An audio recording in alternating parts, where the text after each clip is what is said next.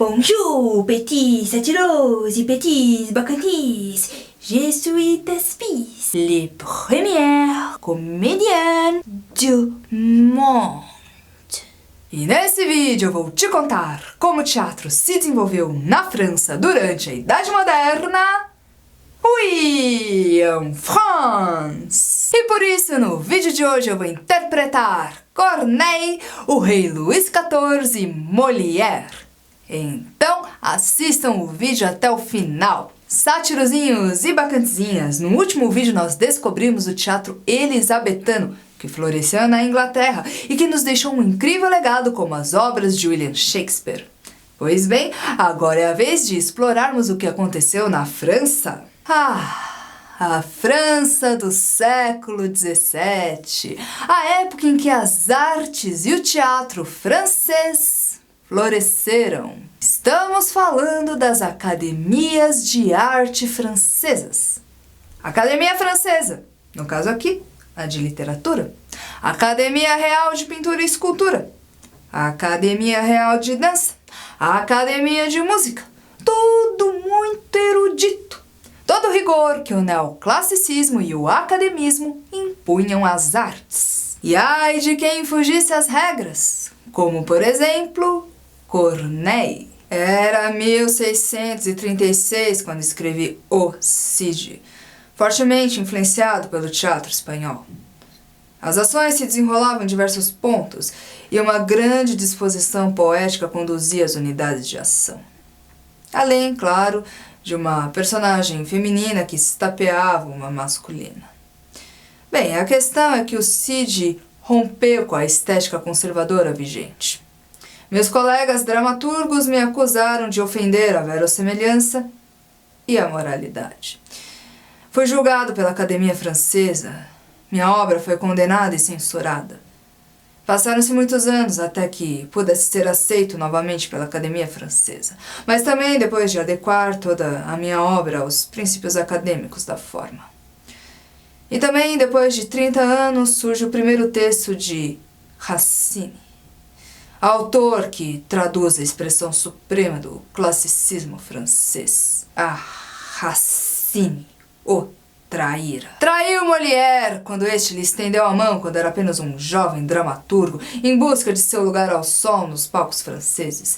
E me traiu também, eu, que já estava envelhecido no fim da minha carreira. Me traiu porque escreveu o mesmo texto que eu estava escrevendo, porém numa linguagem mais moderna.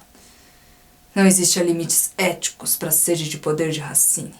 Mas seus inimigos lhe deram troco. Compraram todos os ingressos de Phèdre, de sua autoria, na noite da estreia e deixaram o teatro vazio.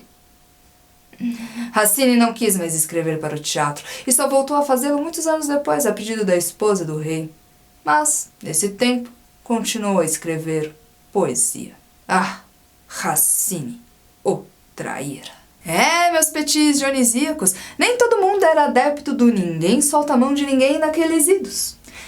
E enquanto as dramaturgias deveriam seguir as regras neoclássicas, na estética dos palcos abrilhantava-se o barroco. O barroco! O barroco foi um movimento artístico e cultural que estava entrando em voga enquanto o Renascimento saía de cena. E assim como o Renascimento, ele também tinha o propósito de reinterpretar as artes clássicas, porém com valores diferentes, até porque o barroco ele surge em meio a diversas crises políticas e religiosas, com o intuito de afirmar os valores cristãos e frear as ideias protestantes. Portanto, o barroco ele é uma reação da contra-reforma da Igreja Católica à reforma protestante.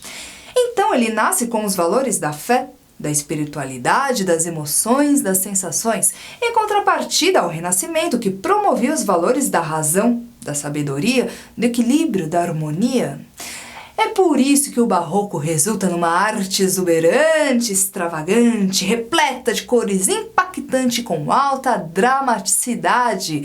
E essa estética ela se espalhou por diversas áreas da arte, como por exemplo na música, na pintura, na literatura, nas artes cênicas, ganhando vida além igreja. Amém! E chegando até aos suntuosos palácios reais. Sim, era também o tempo dos reinados, das numerosas cortes e de festas, muitas festas e com muitas apresentações artísticas. É a época do absolutismo, lembram? E aqui na França nós estamos falando da monarquia absolutista que entrou para a história como a mais absolutista de todas, cujo representante, aquele que era ungido pelo direito divino, acreditava e jurava mesmo que era o enviado de Deus e cuja frase de autoria própria, "O Estado sou eu", se tornou célebre. Cercado pelo esplendor do Palácio de Versalhes, pronto a bailar a todos os seus convidados, vestindo um figurino todo dourado, ele fica conhecido na história como Rei Sol. E foi durante o seu reinado que o teatro na França brilhou. Com vocês, o rei Luís XIV! E brilhou mesmo, e brilhou muito, e todo esse brilho irradiava de mim. Luís XIV, o Rei Sol, patrocinava as artes e os artistas da França. Por isso, o teto do Palácio de Versalhes era decorado por lindas obras de arte e também por peças finas de tapeçaria. Porque eu, Luís XIV, o Rei Sol, patrocinava muitas festas, óperas e balés. E eu mesmo, Luís XIV, o Rei Sol, entrava em cena dançando, me apresentando para todo o público, para minha corte. Eu, Luís XIV, o Rei Sol, bancava também o teatro oficial da França. Havia apenas 3 salas oficiais onde as companhias sob minha tutela podiam se apresentar. E uma dessas companhias era formada por artistas italianos de comédie italienne. Nome que a comédia dell'arte recebeu aqui na França. E sabe quem era o líder deles? Não era eu. Era Escaramuça, que influenciou, e muito, o Molière. Alguém falou de Molière, de Jean-Baptiste Poquelin, mais conhecido como Molière. Sim, satirozinhos e bacantinhas, o teatro francês e o mundial não seriam os mesmos sem ele. Molière, dramaturgo mundialmente conhecido, consagrou-se na comédia e cujos textos são muito montados até hoje em diversos países. Do anonimato no teatro itinerante para a glória numa companhia oficial do rei. Conte-nos tudo e não nos esconda nada, ilustríssimo Molière. Sganarello, Tartufo, Harpagon, Monsieur Jourdain e tantos outros personagens. Eu comecei a minha carreira de maneira excelente. Eu e uns amigos, a gente fundou uma companhia de teatro, a Illustre Théâtre, e ocupamos uma quadra de jopô, uma espécie de quadra de tênis da época, nas periferias de Paris. O que era muito comum os artistas de rua da época ocupar essas quadras abandonadas para suas apresentações. E eu fui preso por dívidas. E o meu pai, o tapeceiro do rei, ele me tirou da prisão, mas eu tive que mudar de nome. Uma questão de honra familiar. E depois disso, eu e os meus amigos, a gente viajou por toda a França durante 14 anos, nos apresentando na rua. Muita gente, muita rua, muitos artistas de rua, de sotes, de farsa, de comédia dell'arte, clowns, uma verdadeira riqueza, né, do teatro popular. E eu passei a escrever os meus textos. E eu bebi sim de muitas fontes. Eu fui lá em Plauto e Terêncio da Antiguidade e reescrevi os textos deles ao meu modo. Também me inspirei muito no universo da comédia dell'arte, né, nos seus personagens. O que funciona. E um dia a gente teve a oportunidade de se apresentar para o rei. E se ele gostasse da nossa apresentação, ele ia convidar a minha companhia para ser uma das suas companhias oficiais. E foi o que aconteceu. Foi sucesso, ele gostou. E uma vez lá na corte do rei, eu conheci o Lully. Ô Lully, querido, saudade, se cuida. Conheci o Lully. Lully, Pelé Coutinho, Romário Bebeto, Gordo e Magro. O Lully, ele era compositor das óperas da corte e a gente criou as comédias balés. A gente inovou no gênero dramatúrgico. Teatro, dança, riso, sucesso. E o Racine? Conta do Racine! Racine, o traíra? Eu era um artista oficial do rei, lugar que eu conquistei com os meus próprios méritos. Até que um dia aparece um jovem dramaturgo, jovem desconhecido, porém muito talentoso. muito talentoso. Ele traz a sua primeira tragédia para a minha companhia montar. E a gente monta, tem um sucesso e ele consegue uma considerável projeção.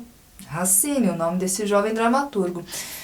E aí ele escreve uma segunda tragédia, mas ele entrega para a companhia rival da minha, mais especializada em tragédia. E faz mais sucesso. E aí que o estilo declamatório da tragédie classique pega de vez. A Academia Francesa delira, o público gosta e o Racine se torna Racine. Racine, o traíra. E quem é que nunca teve um amigo meio Racine, não é mesmo, satirozinhos e bacantezinhas? Mas bem, o fato é que Molière escreveu diversas comédias, chegando inclusive até a atuar em algumas delas. E eu vou citar aqui para vocês alguns dos textos mais conhecidos de Molière. As Preciosas Ridículas, Escola de Maridos, Escola de Mulheres, Dom Juan, O Burguês Fidalgo, O Tartufo, O Avarento, O Misantropo, entre muitas outras. E Molière também chegou a escrever tragédias. Apenas uma, e foi um grande fracasso. A comédia agradece. Em seus primeiros textos, Molière escrevia roteiros com bastante espaço para os atores improvisarem, com muitos lazes, até porque era isso que funcionava bastante no teatro popular. Aliás, Molière foi o criador da comédia de caracteres, pois todos os tipos, desde Menandro até então, estão representados em suas obras. E conforme Molière vai aprimorando a sua dramaturgia, seus personagens vão ganhando complexidade, contradições e humanidade. E é isso que faz dele um grande dramaturgo. Molière não poupou críticas ácidas aos costumes e aos grupos de poder da sociedade, como a nobreza e o clero, e por causa disso sofria sempre muito com a censura. Mas o rei também sempre intercedia a seu favor. Jean-Baptiste Poquelin morre em cena, devido a uma tuberculose maltratada, enquanto interpretava o personagem hipocondríaco Argan, de seu texto O Doente Imaginário. E bem, naquela época, os atores eram tidos como vagabundos perante a sociedade. E fique bem claro que era só naquela época, tá? Mas bem, como eu ia dizendo, os atores eram tidos como marginais e eram proibidos de serem enterrados em cemitérios católicos. Então, pela última vez, o rei intercede em favor de Molière e este é enterrado em segredo. E até hoje, ninguém sabe onde está o corpo. E vamos acabando por aqui o nosso vídeo de hoje sobre o teatro na França na Idade Moderna. E no próximo vídeo e último desta temporada, nós vamos para a Espanha.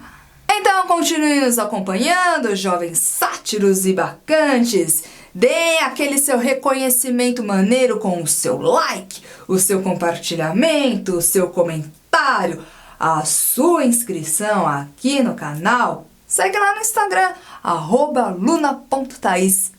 Chapeuzinho cheio é chapeuzinho feliz. Até!